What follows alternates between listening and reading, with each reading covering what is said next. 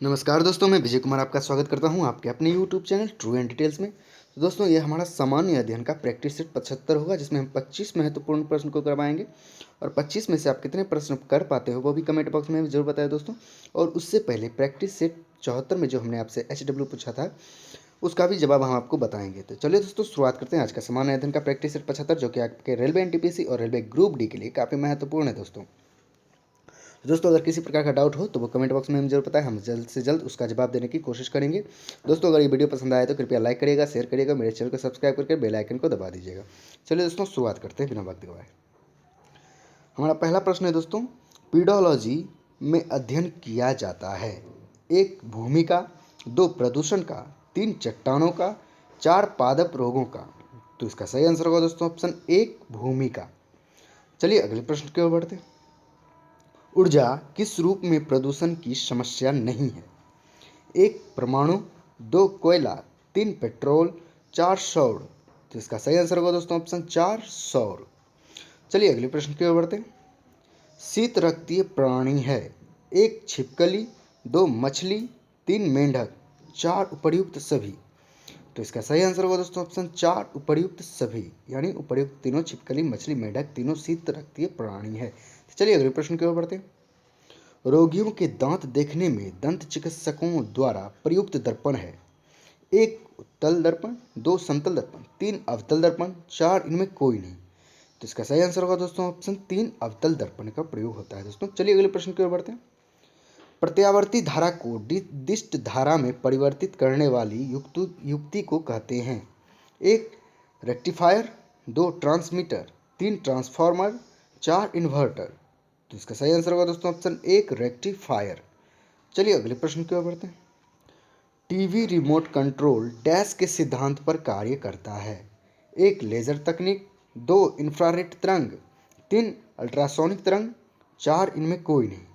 तो इसका सही आंसर होगा दोस्तों ऑप्शन 2 इंफ्रारेड तरंग के सिद्धांत पर कार्य करता है। चलिए अगले प्रश्न की ओर बढ़ते हैं। उदासीन घोल का pH मान होता है 1 7, 2 7 से कम, 3 7 से अधिक, 4 इनमें कोई नहीं। तो इसका सही आंसर होगा दोस्तों ऑप्शन 1 7। चलिए अगले प्रश्न की ओर बढ़ते हैं। कौन सी धातु अपने ही ऑक्साइड से रक्षित होता है 1 लोहा, 2 सोना, 3 चांदी, 4 एल्यूमिनियम। तो इसका सही आंसर होगा दोस्तों ऑप्शन 4 एल्यूमिनियम। चलिए अगले प्रश्न की ओर बढ़ते हैं। कच्ची चीनी को रंग विहीन करने हेतु प्रयोग किया जाता है 1 चीनी का चारकोल, 2 एनिमल चारकोल, 3 नारियल का चारकोल, 4 इनमें कोई नहीं। तो इसका सही आंसर होगा दोस्तों ऑप्शन 2 एनिमल चारकोल का प्रयोग किया जाता है। चलिए अगले प्रश्न की ओर करते हैं।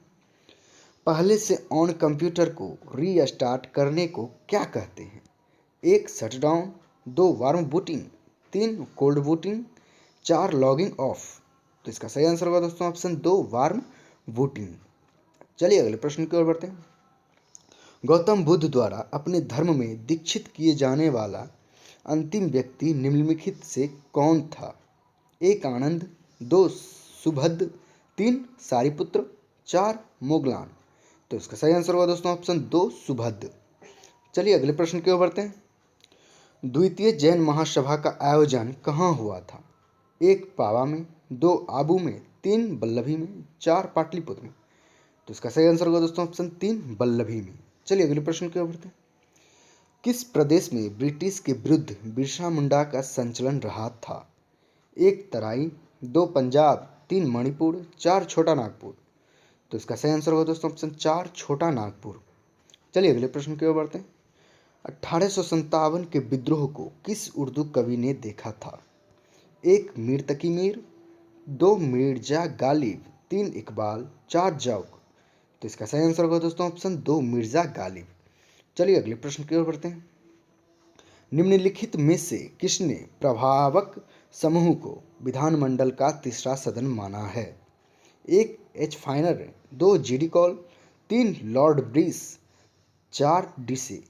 तो इसका सही आंसर होगा दोस्तों ऑप्शन 1 एच फाइनर। चलिए अगले प्रश्न की ओर बढ़ते हैं। चुनाव आयोग द्वारा 2019 में किस राजनीतिक दल को राष्ट्रीय दल के रूप में मान्यता मिली थी 1 national people's party, 2 people's democratic party, 3 Telangana Rashtra Samithi, 4 इनमें कोई नहीं। तो इसका सही आंसर होगा दोस्तों ऑप्शन 1 नेशनल पीपुल्स पार्टी को राष्ट्रीय दल के रूप में मान्यता मिली थी 2019 में। तो चलिए अगले प्रश्न की ओर बढ़ते हैं। निम्नलिखित में से सार्वजनिक क्षेत्र कौन है? 1 भारतीय उर्वरक निगम, 2 भारतीय कपास निगम, 3 भारतीय जूट निगम, 4 इनमें कोई नहीं। तो इसका सही आंसर होगा दोस्तों ऑप्शन 3 भारतीय जूट निगम। चलिए अगले प्रश्न की ओर बढ़ते हैं। एक मार्क एक्ट भारत में कब लागू किया गया? 1 1937 में, 2 1938 में, 3 1936 में, 4 1939 में। तो इसका सही आंसर होगा दोस्तों ऑप्शन 1 1937 में। चलिए अगले प्रश्न की ओर बढ़ते हैं। पृथ्वी के भूपर्टी में कौन सा तत्व प्रचुर मात्रा में पाया जाता है? 1 एल्यूमिनियम, 2 कैल्शियम, 3 पोटेशियम, 4 लोहा।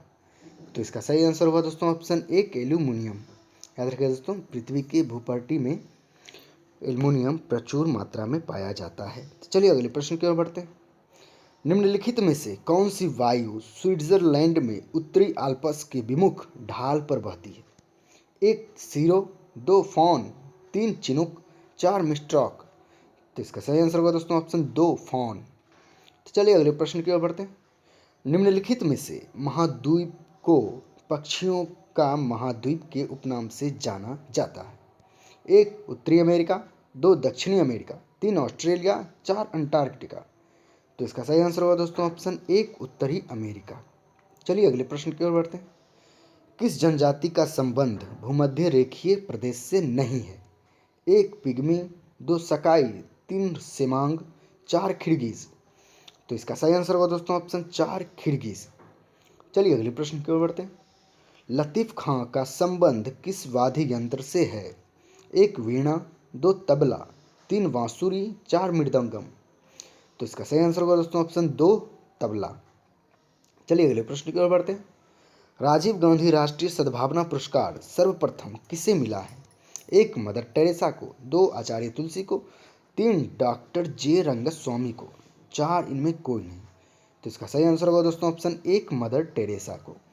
चलिए हम आखिरी प्रश्न की ओर बढ़ते हैं। हमारा आखिरी प्रश्न, प्लेइंग इट माई वे नामक पुस्तक के लेखक हैं? 1 मैरी कॉम, 2 इंदु आनंद, 3 जसवंत सिन्हा, 4 बोरिया मजूमदार। तो इसका सही आंसर होगा दोस्तों ऑप्शन 4 बोरिया मजूमदार।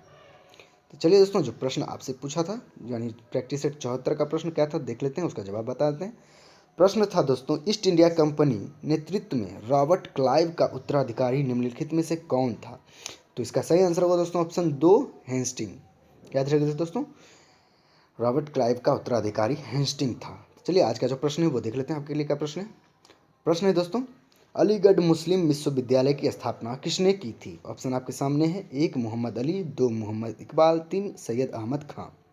दोस्तों अगर इस प्रश्न का जवाब आपको पता है तो वो कमेंट बॉक्स में हमें ज़रूर बताएं, और 25 में से आप कितने प्रश्न किए हो वो भी कमेंट बॉक्स में ज़रूर बताएं। दोस्तों अगर किसी प्रकार की त्रुटि नज़र आई हो या किसी प्रकार का डाउट हो वो भी कमेंट बॉक्स में ज़रूर बताएं।